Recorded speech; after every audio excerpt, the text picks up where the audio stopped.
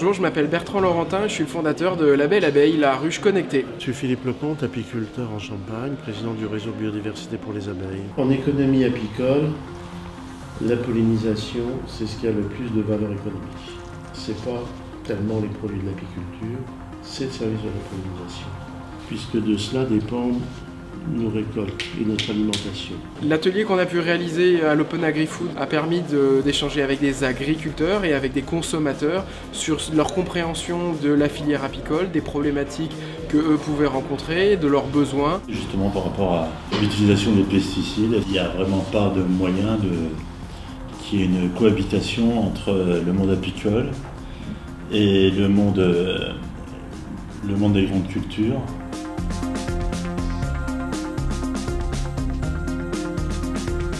L'apiculture aujourd'hui est une espèce de grain de sable qui vient dans les engrenages d'une agriculture qui était prospère et qui va être confrontée à d'énormes problèmes à cause des mesures qui sont prises pour, dit-on, protéger les abeilles. Il va falloir moderniser cette filière. Les consommateurs ont besoin de transparence, exigent plus d'informations, veulent bien consommer. C'est l'avenir. On avait juste une dizaine de ruches à la maison, même moins de 5, 7 ruches. Là, on en est à, je sais pas, 40 ou 50 ruches en permanence sur l'exploitation. Il y a de plus en plus d'activités avec ces ruches à l'heure actuelle qu'il y a quelques années. Alors c'est pour ça qu'on me dit qu'on est en désert, ça me gêne un peu, parce que nous, les pratiques qu'on implémente depuis 5-6 ans, je trouve qu'elles doivent porter des effets déjà. Les déserts qui touchent l'abeille et les disettes, puisque comme elle manque de ressources, on va avoir des problèmes de production de miel derrière, problématiques de mortalité. Il y a la mortalité, où des fois on a eu des mortalités de ruches, sans savoir pourquoi. Ne pas savoir de quoi on meurt quand on meurt, ou nos animaux meurent quand ils meurent, c'est insupportable. Il faut trouver une explication.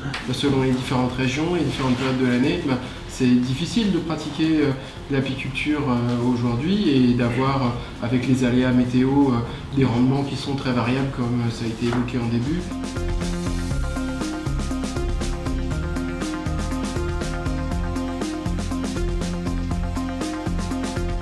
Pour moi, l'Open Agri-Food véhicule un message positif, donne confiance en l'avenir, est censé apporter plus d'informations, plus de transparence aux consommateurs. C'est essentiel, c'est l'avenir. Si on veut bien consommer, on va avoir besoin de transparence. Et j'espère que c'est un événement qui va grandir de plus en plus et qu'on donnera surtout de plus en plus de place à l'abeille au sein de l'Open Agri-Food.